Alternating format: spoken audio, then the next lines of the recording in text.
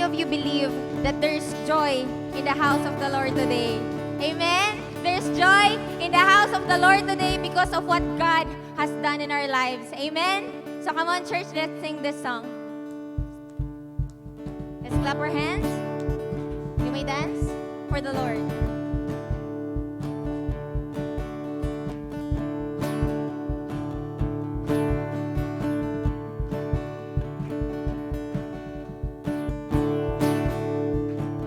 Come on, let's sing this. We worship. We worship the God who was. We worship the God who is. We worship the God who evermore will be. He opened the prison doors. He parted the raging seas. Our God, He holds the victory. Come on, we sing. There's joy in the house of the Lord. There's joy in the house of the Lord today. And we won't be quiet. We shout out your praise. There's joy in the house of the Lord. Our God is surely in this place. And we won't be quiet. We shout out your praise. Sing, oh, oh, oh. Oh, oh, oh. Oh, oh, oh. Sing, we sing. We sing to the God who heals. We sing to the God who saves. We sing to the God who always makes a way. 'Cause He hung upon that cross, then He rose up from that grave. My God, still rolling stones away. Come on, we sing. There's joy. There's joy in the house of the Lord. There's joy in the house of the Lord today. And we won't be quiet. We shout out your praise. There's joy in the house of the Lord. Our God is surely in this place. And we won't be quiet. We sing. We shout out your praise. There's joy in the house of the Lord. Lord today. We won't be quiet. We shout out your praise. There's joy in the house of the Lord. We won't be quiet. We shout out your praise. Sing, oh, oh, oh, oh. We shout out your praise. Oh, oh, oh. We sing. Sing. Oh, oh, oh, oh. Oh, oh, oh. Oh, oh, oh. We shout out your praise.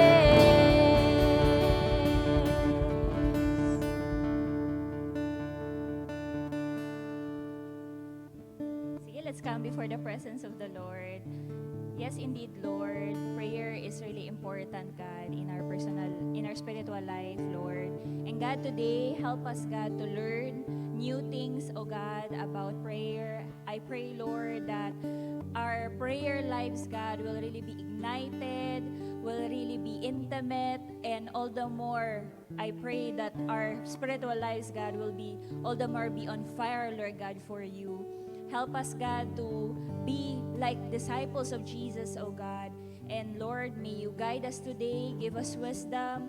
And I pray, Lord, may babaunin kami at the end of this day. May you be glorified and be magnified in our lives. In Christ Jesus' name, amen and amen. Let's all be seated. Amen. So are we excited? Tapikin nyo ngayong katabi nyo at sabihin nyo, I'm excited. So welcome to our first ever prayer boot camp. And of course, wag na nating patagalin. Let's be excited to learn from our no other than Bishop Ronald Bilang. Magandang hapon sa lahat. And huwag kayong magtaka kung bakit nakaupo ako. Hindi pa ako matanda. Talagang nakaraan lang nasugatan. Anyway, we will be talking about prayer. Pero bago tayo didiretso sa ating topic, I'd like to ask, how many of you here is really praying every day? Lahat ba tayo? Bakit hindi malakas ang amen? Baka parang hindi man kumpiyansa masyado sa pagka-amen. And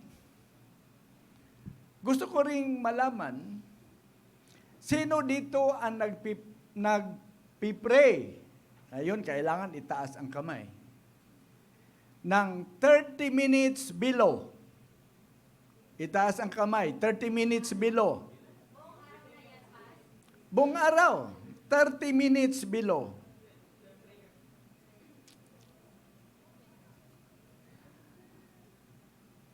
From 30 minutes above until 1 hour. Isa, dalawa, tatlo, apat. Sinong nagpipray ng 2 oras? Wala na. Anyway, busy tayo, nasa Maynila tayo eh. No? Now, ang ating pag-aralan ngayon is about prayer, personal prayer life, and it will be part 1 and part 2.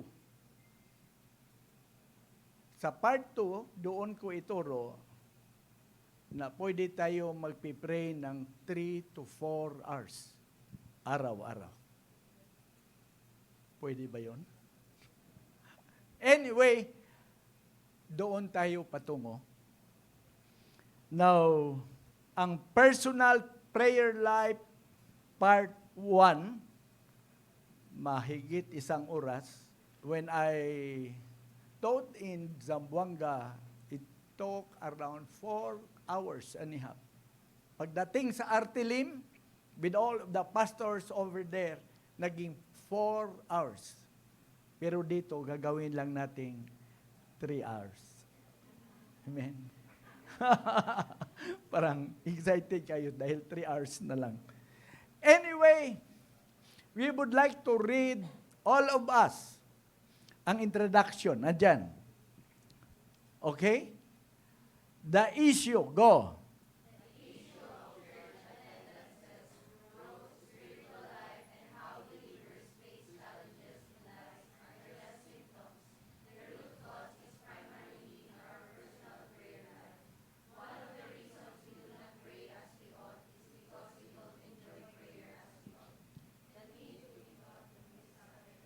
Okay.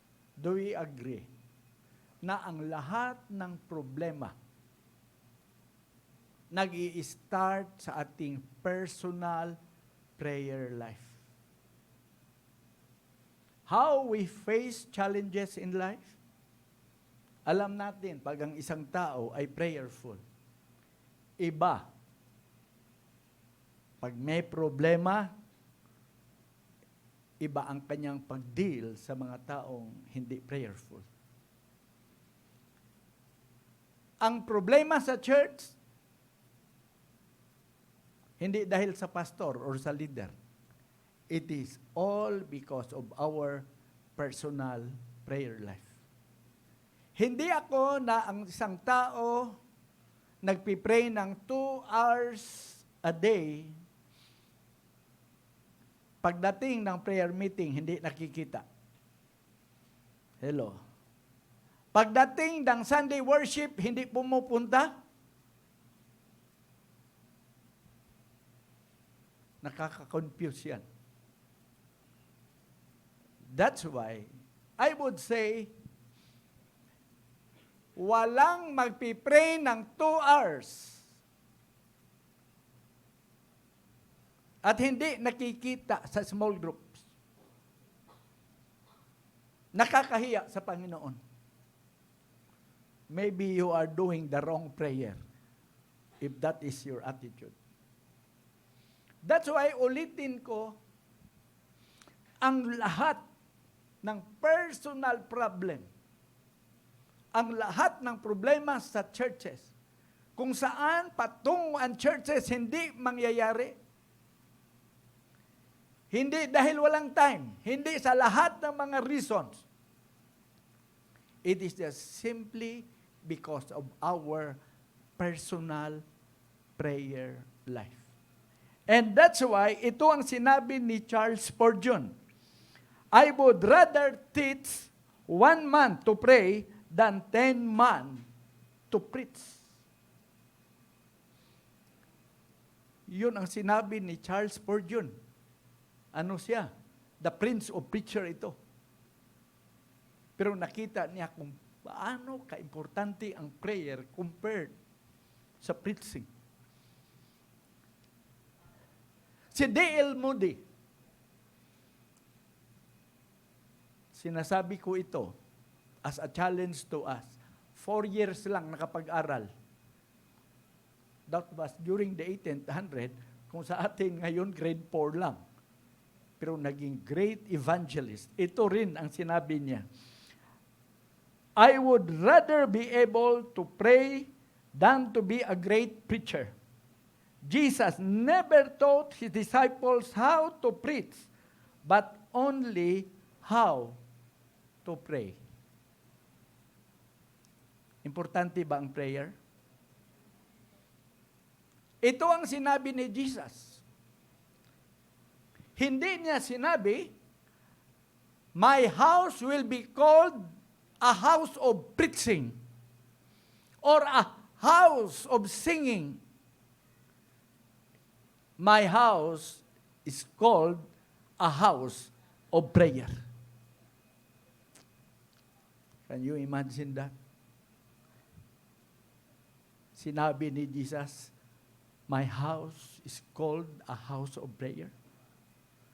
That's why prayer is very, very important.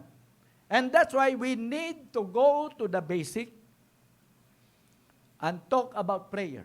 Na ang ating pag-uusapan, basic ito. Pero sigurado ako na merong malalalim na very important na matutunan natin sa hapong ito. Excited pa ba tayo? Alam mo naman, nakakaantok pa ganitong mga oras. Anyway. Now, ang part 1 natin is the why, how, and what in prayer.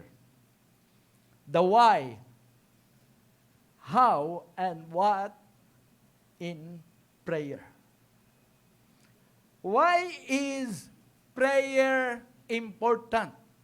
Ang mga great men were saying that this is very important. But in our practical life, in our personal lives, is this really so important? First, it is a way for spiritual healing. Magkakasakit din ba ang ating spiritual life? Magkakasakit din? Magkakasakit. That's why, ang isa doon para magkaroon ng healing is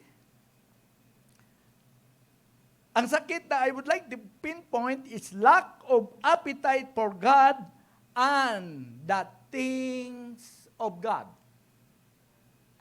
Ang pinaka-worst when you are saved is when you don't enjoy the Word of God and the things of God. Yung bang paglinggo na, pag meron ng gawain, naging burdensome. Parang naging punishment tuloy nung ikaw ay naging Christian dahil supposedly you'll be roaming around sa mall. You will be with your friends. Dahil naging Christian ako, sigurado pag hindi ako mag-church, ang aking cell leader, tatawag yan sa akin. So parang napilitan na lang because you don't enjoy, because you lack appetite for spiritual things. Kung yan ang ating pinagtataka, prayer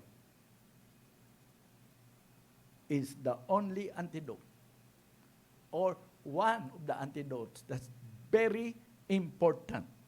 Now look at itong ano ba ito? Philippians 2:12 to 13. Shall we all read? Basa tayo. Dear friends, go.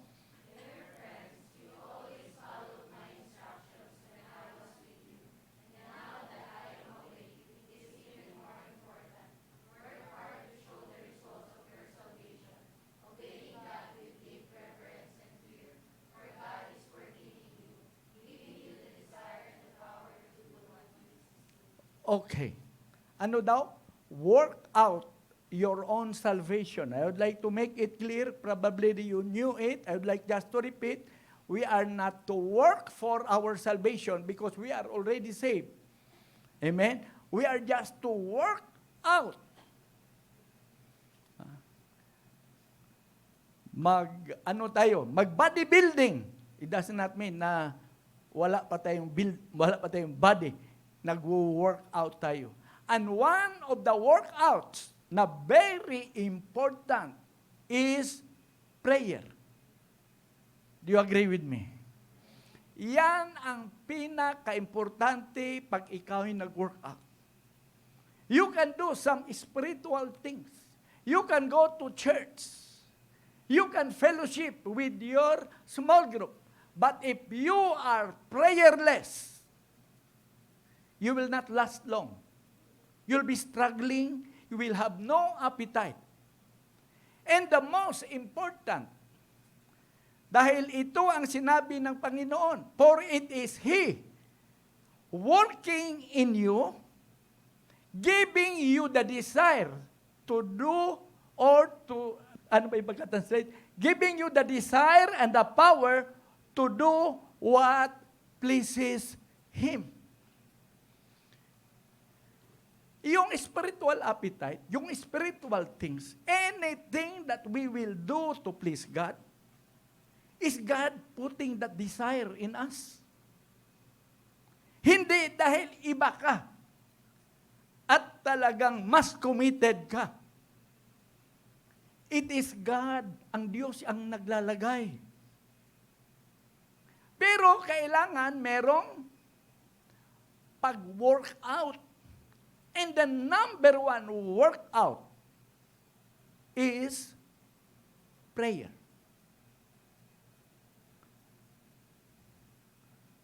Now, look at this. Pag na-feel natin na parang wala tayong gana mag-pray, walang gana magpunta sa church, at parang nakaka-boring ng spiritual things, yung sa start, bago pa ako sa Panginoon, parang umaapoy ako, pero ano bang nangyayari sa ating spiritual life?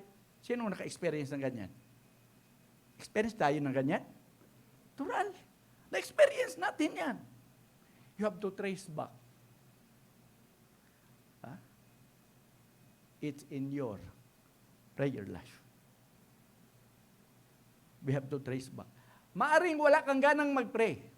Yung gamot, yung bata, painumin mo ng gamot, mag-away pa kayo at hawakan pang bunganga dahil ayaw talaga. Pero pinipilit para magamot. That's why, kahit parang ayaw mo, parang mahirap, ipilit mo dahil alam mo, this is one of the spiritual exercises working out so that God can work in me both to will and desire what pleases Him. Now, ang ibig kong sabihin, realistic ito. I hope you put it in your heart. Kay normal ito at palaging nangyayari sa ating buhay. Maaring on fire ka ngayon, 1 month. Next month, hindi na naman. Go back to your prayer life. Number 2, struggles of sin and purity. Psalm chapter 139, 23 to 24. Search me, O God, and know my heart. Try me and know my anxieties, and see if there is any wicked way in me, and lead me in the way everlasting. David ito, nagpipray. Dapat marunong tayong mag-pray. At isa sa ating way of praying is to search our hearts and know our anxious thoughts. Mayroong self-reflection. Mayroong self-reflection. And how many of you here na kahit nag-self-reflect ka at nakikita natin ang maraming kasalanan na nagawa natin pabalik-balik lang. Hello? Yung negative thoughts, yung mga lustful thoughts, yung yung anger na pagminsan-minsan na hindi mo maintindihan, yung telling a lie, na ayaw mo, pagbalik mo ng umaga at you are trying to reflect yourself, pabalik-balik lang. Hello? Parang gusto nating mag-give up. Alam mo, dumating sa time, pag ikaw talagang gustong who will really walk in righteousness, dumating ang time, sabi ko, kung meron lang yung dito, bolt, na kailangan i-ano lang, yung higpitan, sabi ko, dapat bumili na ako ng pliers or para higpitan at hindi talaga maka-think of any negative thoughts and anything that does not please God. Are you struggling with this? Mahiya pa tayo. Are you struggling with this? Nag-i-struggle. But once again, it is only when you are consistent in your prayer life that you will receive healing. It is only even if you fail, you will continue and ask the grace of God. Because these are the things that will cause you to give up in prayer. And once more, I would like to repeat that there is no other way. If you will give up, alam na natin yung quote, sin, stops you from praying. Prayer stops you from sinning. Na gusto kong dagdagan ng another thing na itong sinabi. God does not love you because you are good. He make you good because He loves you. Amen? That's why He will be working in us. And when we come before Him, He will release the grace. Because He wants you to become good because He loves you. Palakpakan natin ang Panginoon. Another thing, bakit importante ang prayer?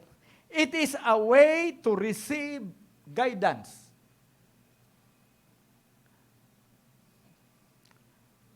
This will direct us to God's purpose in our lives, in our decision making.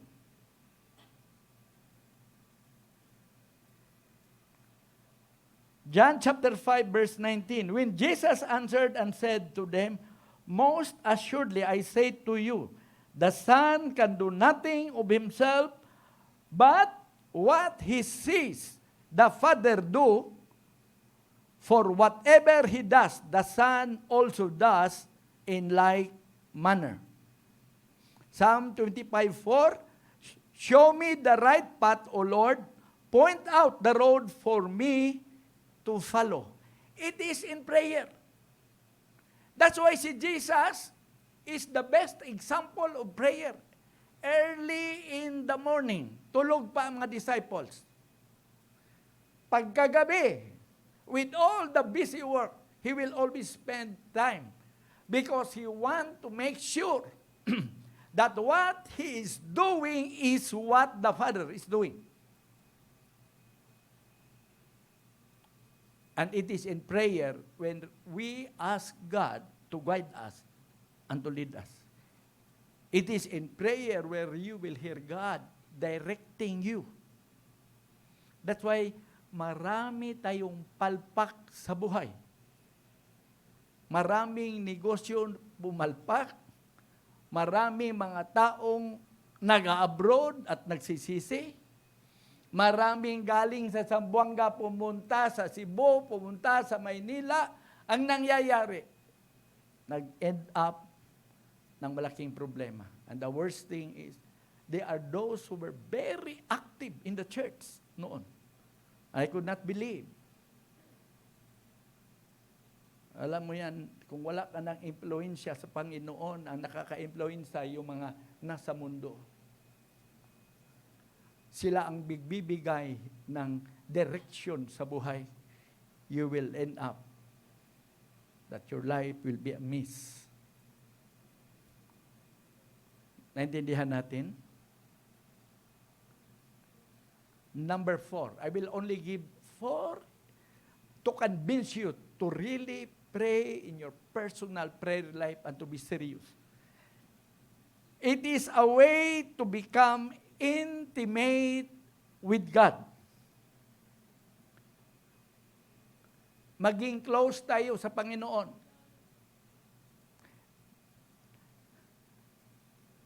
When we pray, we are hearing God's voice. We are knowing the ways of God. That's why John 10:27 says, "My sheep hear my voice, and I know them, and they follow me." If you don't spend time in the presence of God, you will not discern the voice of God. And that's why you will be surprised if others are hearing. Anyway, sino nakakarinig na dito sa boses ng Panginoon? Wala. Sino ang nakakarinig sa boses ng demonyo? Ang dami, marunong tayong makinig pag ang demonyo ang nagsalita. You know what? I'll be talking more about this sa part 2. And when I preach about the Holy Spirit that will complete everything, well, anyway, it is hearing the voice of God. Very important so that you become intimate with God. Intimate, because if you will only talk and talk without God speaking to you, you will not become close. Amen? If you don't pray, malayo talaga ang Panginoon sa puso natin. Walang problema ang Diyos dahil siya malapit. Tayo ba? Malapit ba tayo sa Kanya? Knowing the ways of God. Exodus 33:13. Now therefore I pray, if I have found grace in your sight, show me now your way, that I may know you, and that I may find grace in your sight, and consider that this nation is your people. Iyon ang sinabi ni Moses. Teach me your way, so that I will always find grace before you. And these are all things that's happening in prayer. Hindi natin alam ang paraan ng Diyos. We will be only knowing a part, but you cannot go deep if you don't really spend time in prayer. And I'm sorry to tell you that if you pray only for 30 minutes,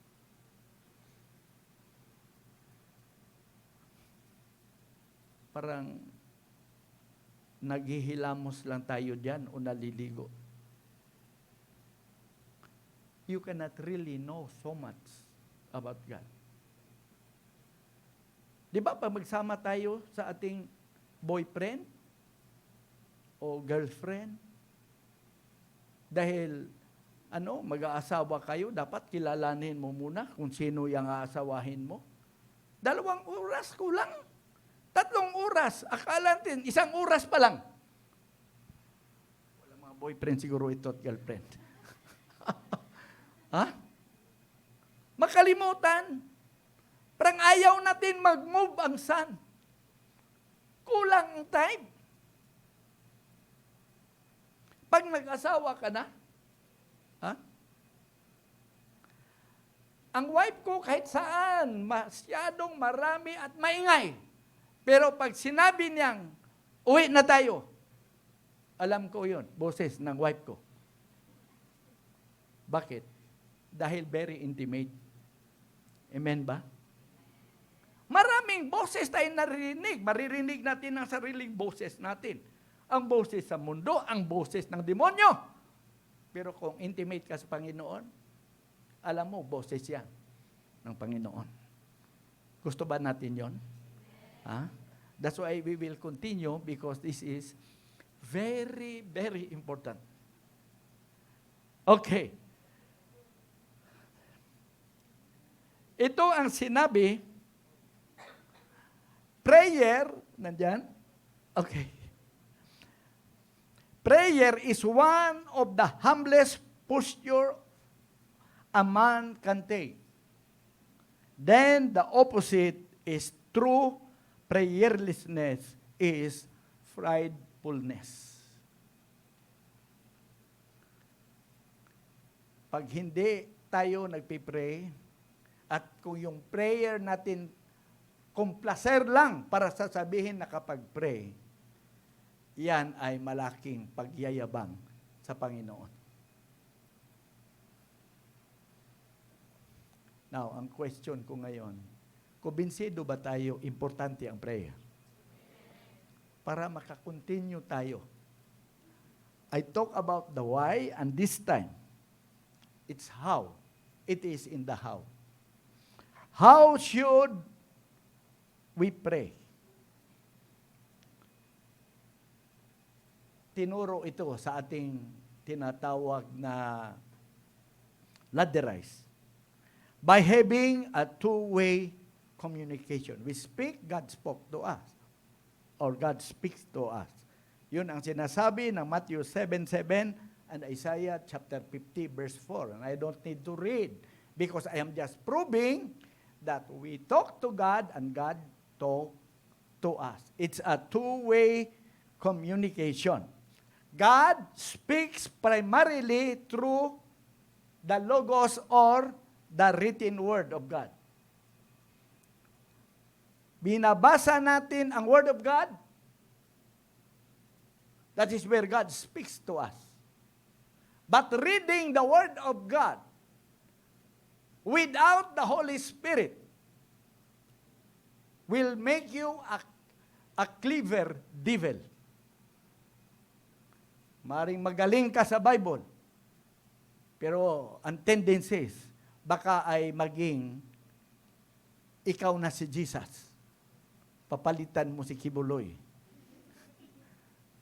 Yan, nagbabasa, nagtitext. Pero apart from the Holy Spirit, I'm telling you, the Bible is just like a novel. The Bible is just like a newspaper. It will not even transform your life. The devil can even make a way so to deceive people reading the Bible. That's why we know that God speaks to the Bible among God's people. Amen. Among God's people. Now, when you read the Bible, see to it that you are getting illumination from the Holy Spirit. That the Holy Spirit is teaching you. Because if it does not, you are not getting a word from God. Another thing is the word rema.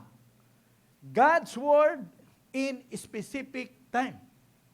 It's not in the written word. God speaks to us directly. That's why in prayer, very important that you disconnect from distraction. That's why naghahanap ka ng lugar na hindi ka na-disturbo. Dapat pinatay natin ang ating cellphone. Walang distraction. Alam mo, ang mga taong prayerful, pag nakarating sa isang bahay, ang tinitingnan ka agad, saan kayo ako magpipray dito? Because you want not to be distracted. Nagtuturo ako sa Artilim, nung mag-sharing kami, sabi niya, importante talaga na ang bahay merong prayer room. Sino dito who among of you is thinking about a prayer room? Alam mo, naririnig ko lang yan sa mga taong prayerful. If you're not prayerful, actually, you don't mind kung saan ka nagpipray. Because anyway, I'll just pray 15 minutes. Doon sa Artilim, when I was asking, mga pastor, 15 minutes lang pag nagpipray. Merong isa doon na 30 minutes.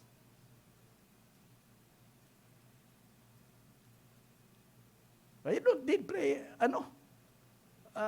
a place na tatawag nating prayer room where you can seclude yourself.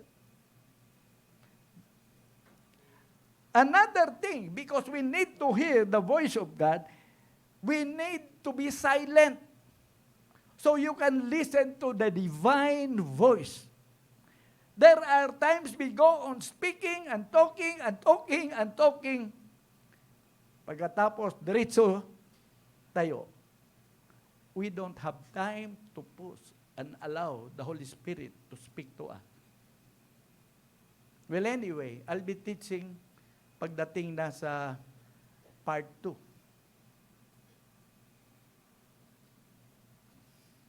Sometimes, ang mangyayari, ideas emerge in our mind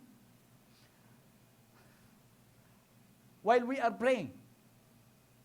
As an answer to what we are praying.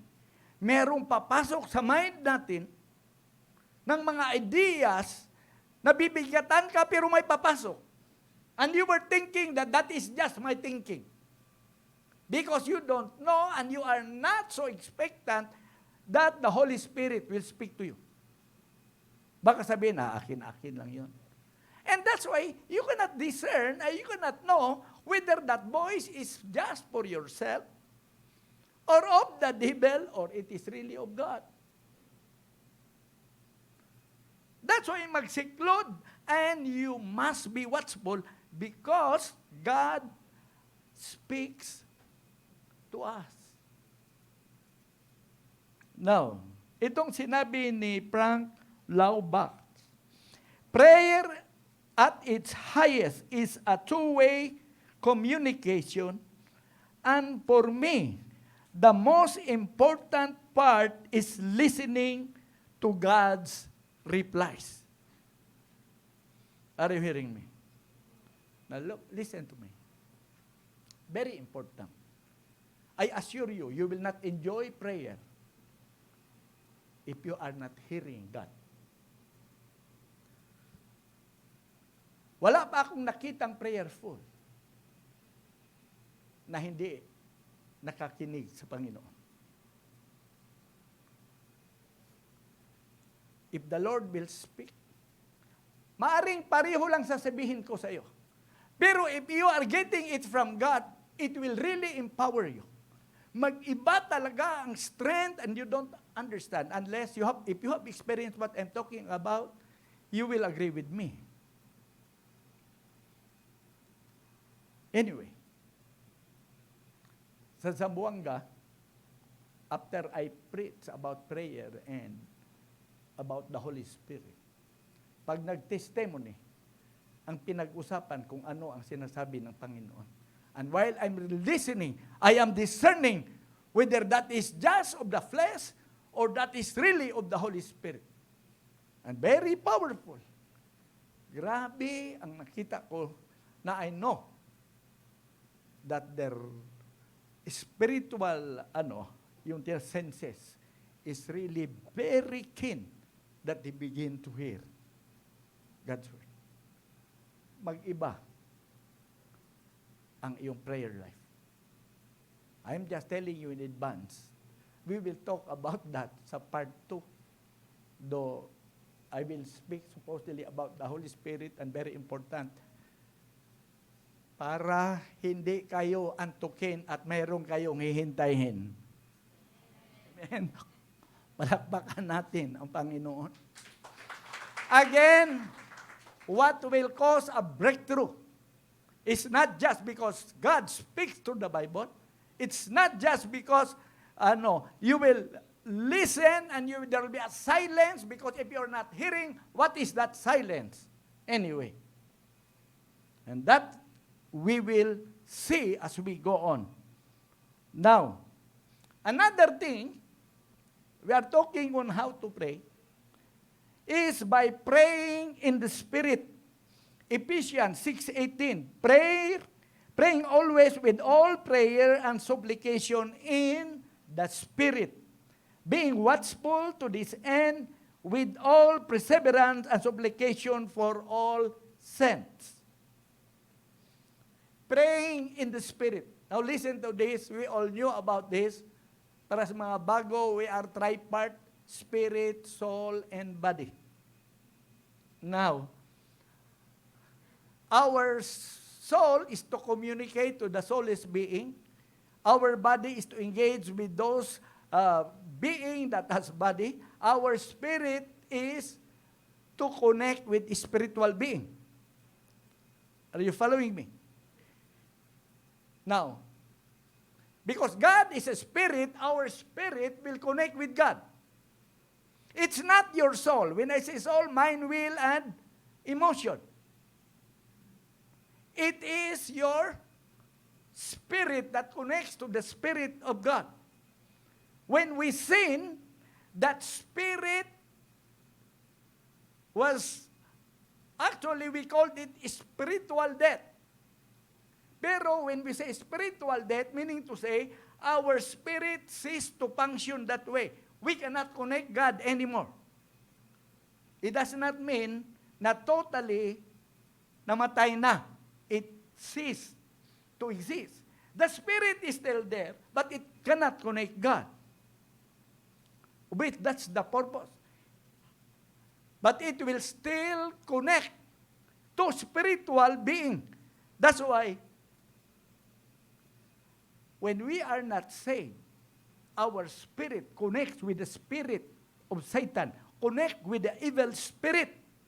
And that's why it is the evil spirit now guiding our lives, maneuvering our lives. And that's why what we are seeing around, nakikita natin, ay actually being guided or influenced by evil spirit.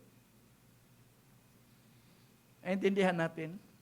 That's why hindi kaya ng moral, yung mga tinuturo na moral recovery, kung ano-ano na lang tinuturo sa mga pulis, mga pastor, pumapasok. Hindi. Patay yung espiritu that will connect God. They are always influenced by wicked spirit. The moment we are born again, regenerate, or tinatawag natin, anong tawag? Another way of saying born again, ang ating spirit was regenerated, being born again by the Spirit of God. And the Spirit of God dwells in our spirit. Are you hearing me? This time, when you pray, the Holy Spirit is the one speaking to our spirit, helping us to pray. Now, I would like to read Romans 8:26 to 27. So the Holy Spirit is our partner when we pray. Are you hearing me? The Spirit that dwells in us will lead the Spirit as to what we are going to pray, because it is our spirit that prays to God, not our soul. And that's why hindi ka antukin. Alam mo, pag inaantok ka, pag walang gana talaga, you are praying through your soul, not through your spirit. You are not connecting God. That's why we need to have understanding first. That when you pray, your spirit should pray to God. It is in the Spirit, and the Holy Spirit will help you because He dwells in you. And that's why there should be preparation that you will be perked up so that it's not your mind. You'll be, yung bang malus tayo na ang ating mind and is not what will function, but it's the Spirit that is dwelling in us. Are you hearing me? And that's why mahirap mag-pray if it is not being led by the Holy Spirit. Ang sabi ni Paul yung Gitso, mga tao doon nagpe-pray ng 4 hours, 5. Si Paul yung Gitso, nung start pa sa kanyang ministry, he prays 5 hours a day. Nagkaroon ng prayer, doon, mountain, nagpunta ang mga Amerikano. Nilock niya doon sa prayer room. Ang mga Amerikano daw, pinakamataas na daw na prayer, 1 hour.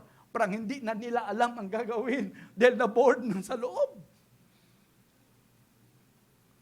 They are not used of connecting God. Okay. May natutunan tayo? Now, how to pray tayo? By praying without ceasing. Anong ibig sabihin by praying without ceasing? The usual thing is that without ceasing, meaning to say we have to pray every day. Tama? Yun ang ating thinking.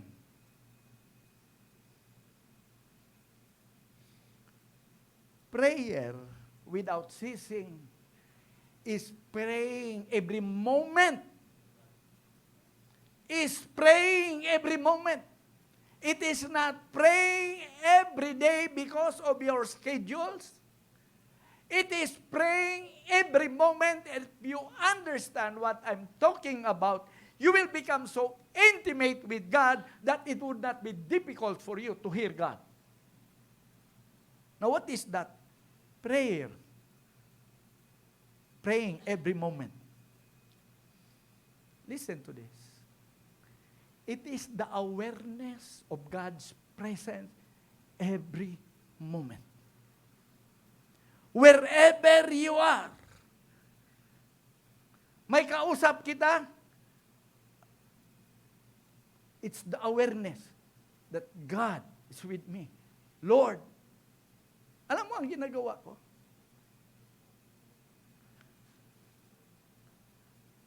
Kinaumagahan, kinukwenta ko, ilang beses ko natawag ang Holy Spirit. Pag sinabi ko 8 to 9, how many times have I called the name of the Holy Spirit? How many times have I said, Lord, Holy Spirit, thank you. Holy Spirit, I love you. Holy Spirit, I need you. Holy Spirit, I guide you. Thank you, Holy Spirit. Pag meron kang ginawa, is there anything that I learned? I would like to thank always the Holy Spirit. When I think negative thoughts, Holy Spirit, tabangi ko. You know what? That is prayer without ceasing. It is always the awareness of God. That's why marami mga theologians, malaking mga churches, ang mga pastor, commit sexual immorality because they will just think of the Holy Spirit or of God early in the morning, and they don't spend enough time because of so busyness. But if you will always be aware of His presence, negative thoughts, galit ka, kung ano, makakita tayo sa cellphone, marami pa namang mga dyan na hindi magadatingnan. Tama? Oh, kahit ako. Ay, Lord, hallelujah. Amen. Awareness of the presence of God. Now listen to this. Your closeness to God is in your awareness of His presence. Alam mo, maring mag-pray ka 2 oras in the morning. But what will make you intimate with God is awareness of His presence. Pag nag-start pa tayo, i-evaluate natin, how many times have I really been aware of the presence? Have I thanked God? Have I honored the Holy Spirit? Because the Holy Spirit is dwelling in us, and listen to this, God the Father is sitting in His throne, and that Jesus is sitting in the right hand, but the Holy Spirit we are in the dispensation of the Holy Spirit. He is here working with us, partnering with us, and that's why we need always to be aware of His presence. And when you are so always aware of His presence, you will be so keen when the Holy Spirit will speak to you. Amen? Alam mo, ang totoo kung bakit maraming problematic na mga Christian. Dahil sa prayerlessness. At hindi nakikita kung gaano ka-importante ang prayer. At hindi niya maintindihan kung paano mag-pray. Sino dito gustong mag-pray na ng Manila? Sabi nila, busy. Anyway, I would like to ask, you want to pray 2 to 3 hours.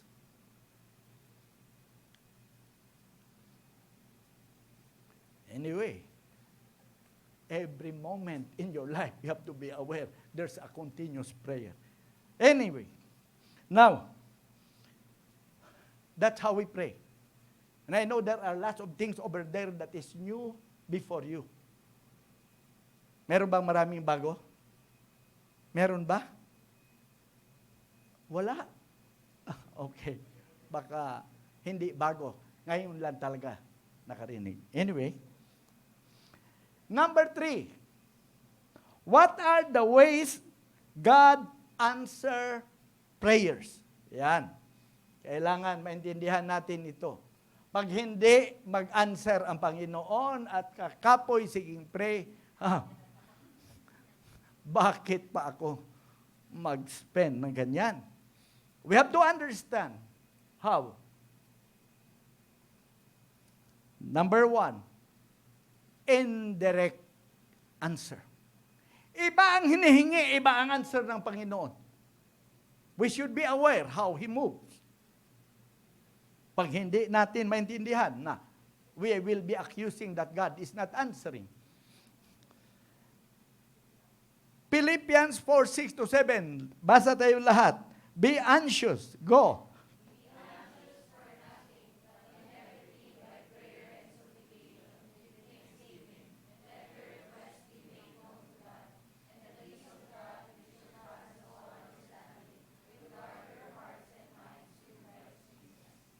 There are times that God will not right away answer your prayer directly, but He will answer you indirectly by what? Giving you the peace that passeth beyond understanding. Grabe ang problema. Pero nung dinala mo sa Panginoon, nagtaka ka na may peace na hindi ka takot, may peace na parang hindi ka mong problema. How many of you experience it? Bakit ito? Parang okay lang sa akin. That's an answer of your prayer. And you should be thankful. Because if you cannot discern, you cannot even thank God. Lord, thank you. Ay, sa peace of mind. Sa peace in my heart. Na, hindi mo pa na-receive ang answer directly, pero makapagpasalamat ka na sa Panginoon. Another thing, yes, wait, and no. We all know about that. Tatlo, yes, wait, and no. Now, very important to understand this. It is not that God didn't answer your prayers. It is that you didn't get the response you wanted. Ayaw mo kasi ng no. That's why hindi nag-answer ang Panginoon. Ayaw mo ng wait, gusto mo ura-urada. Ang totoo, sumagot ang Panginoon. Amen ba? Due to the lack of meditation. Mamaya, bakit due to the lack of meditation? Lots of the prayers that we think go unanswered can be attributed to our unwillingness to be silent and listen to what God wants to say. Pag nag-pray tayo, that's why ulitin ko, importante talagang makarinig. Because there are times when we pray and you don't understand, God is not answering. But when you pray and hearing God, He will even explain to you why He is saying that you have to wait. He will even tell you why He is saying no. Walang plano ang Diyos na problema ka na magkaroon ka ng heaviness. You only need to become intimate so that it would be our spiritual senses will be so keen.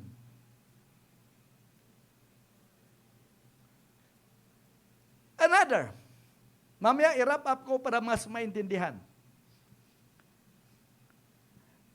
Answer before you ask.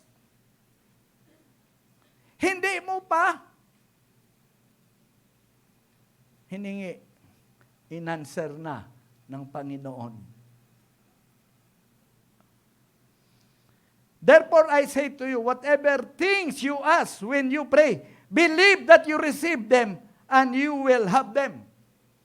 Pag nag-pray ka na, you have to believe that you receive already. God had answered already.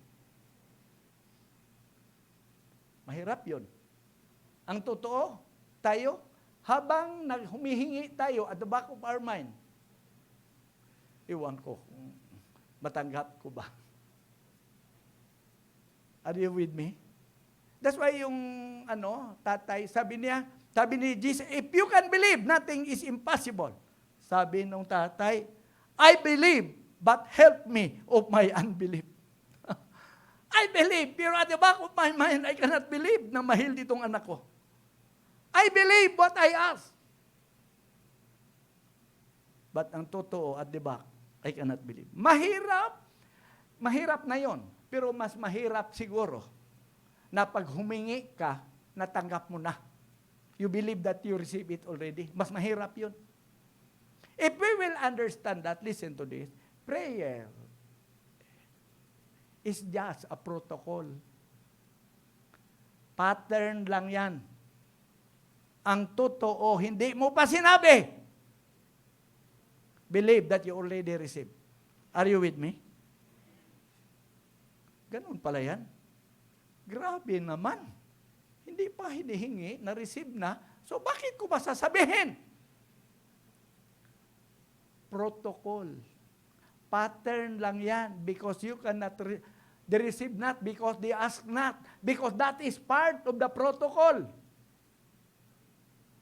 But it does not mean that God does not know before you ask. The three truths to understand kung bakit we can believe even before we ask. Number 1, God knows before you ask. Matthew 6:8, therefore do not be like them, for your Father knows the things you have need of before you ask Him. Ibig sabihin, alam na ng Diyos. Hindi mo pa hiningi. That's why, believe that you receive. Kaya alam na ng Diyos, hindi mo pa hinihingi. Are you with me? Kailangan para mag-raise ang ating faith, maintindihan natin ito. Another thing, God answer before you ask. It shall come to pass that before they call, I will answer. And while they are still speaking, I will hear. Prayer is not dependent in your mouth. It is actually dependent in your heart. Hindi mo pa sinabi, hindi pa lumabas sa bunganga, nasa isip mo na sa puso mo, tutugunin ka na ng Diyos. Mahirap bang maniwala na paghihingi tayo na receive na ang ating thinking? If that's the case, hindi ka pa humingi, tinugunan ng Diyos. Hindi ka pa humingi, alam na ng Diyos ano ang kailangan mo. That's why it's not difficult to believe before you ask if you understand that. And another thing, God answer while you meditate. Ang ibig sabihin, iniisip mo pa yung hinihingi mo. Nagpapander ka pa lang. Tinugunan ng Panginoon. Totoo ba yun? Tingnan natin ang Daniel chapter 10 verses 12 to 13. Now look at this. Sinabi, then he said to me, do not fear, Daniel, for from the first day that you set your heart to understand. Ano ba yung siniset niya to understand? He was thinking, di ba, pagdating ng 70 years, ang prophecy ni Jeremiah na from captivity we will be set free and will be going back to Jerusalem. Iniisipan niya yung prophecy. Meaning to say, when he said to understand, tama ba yun? Yun talaga ang sinabi. Nag-iisip pa lang siya sa prophecy. Tinitignan niya na ito na kay 70 years na. Alam mo, iniisip pa lang niya, tinugo na ng Panginoon. Na late lang daw ang answer. Dahil ang angel na nagdala sa answer, naharang sa prince in Persia. Naintindihan natin? Now, I'd like to make it clear and summarize what I'm talking about. Para ma-build up tayo at hindi tayo ma-frustrated sa Panginoon. One of the reasons why we do not pray because we are frustrated when there are things that we pray and it's not coming. Ang una nating gagawin is to meditate so that you at the end can believe. Number one is really to think about is this. We need to search our motive. Lord, hingiin ko ito. Ano bang motibo ang nasa puso ko? Alam naman natin, hindi ko pa hiningi. Alam ko man natin na hindi ko pa sasabihin, tinugon mo na. Nag-iisip pa lang ako. Alam ko na tutugunin mo. You already answered. Pero ang tanong ngayon, kumusta ang motibo? Bakit gusto ko itong matanggap? Pangalawang question, Panginoon, ito ba ay will mo? Sabi ng 1 John chapter 5, hindi ko masyado na ang verse, 16 siguro yun. Sabi, this is the confidence that we have. If we know that this is the will of God, then He hears us. And if He hears us, we will receive what we ask. So ang confident natin na siguradong hindi ko pa sabihin o masabi ko man ito, matanggap ko talaga pag ito ay will ng Panginoon. Amen? Pangatlo, ito ba ang right timing? That's why si Daniel, tinitingnan niya ang Word of God, yung prophecy, kung ito na ba ang time, kay 70 years, 70 ba talaga yung tignan ko muna sa scroll ni Daniel. Tama talaga, 70. Nag-iisip pa siya, nagbulay-bulay pa lang. Sabi ng Panginoon, nung iniisip mo pa lang, tinugon ko na. Amen? Palakpakan natin ang Panginoon. That's why, look at this. Ano hinihingi mo? Gusto kong pag-ask ko pa lang, natanggap ko na. Lord, how can I believe? Number one, ang motibo ko, Panginoon, yung totohanan ba? Para ba ipagyabang? Para ba sabihin magaling ako? Para ba ano ba ito, Panginoon? Alam mo naman, mayabang pa naman ako. Saan kaya dito napufo? Lahat tayo mayabang, amen? Hindi lang natin sinasabi, hasta ako. Nag-struggle din ako sa yabang. Lord, bakit gusto ko ito para maging mayabang ba ako? Kailangan ko ba talaga? Totoo ba talaga? Oh. Lord, will mo ba talaga ito? Bakit? What does the Word of God is saying? Timing na ba talaga, Panginoon? May bang bayad ba ako? Maliit pa, mas short siguro ako. Bakit kailangan ko ito? Bakit gusto ko ito? Parang wrong siguro ang motive. Gusto ko may pagkamayabang talaga, Lord. Alam mo na, hindi ka tutugunin. Amen. Alam mo na, hindi mo pa sinabi, wala nang tugon. Pero kung everything is clear, hindi mo pa nasabi, alam mong matanggap mo, at hindi siguro next month, 100% alam kong matanggap itong hinihingi. Wala man nag-amen. Palakpakan natin ang Panginoon. Now, let me read. Anong oras na ba? 2:41. Okay. Siguro after this, mag-snack muna, mag-coffee muna para hindi antukin. I will just read. Itong sinasabi ni E.M. Bounds. What the church needs. Lahat tayo magbasa. Go.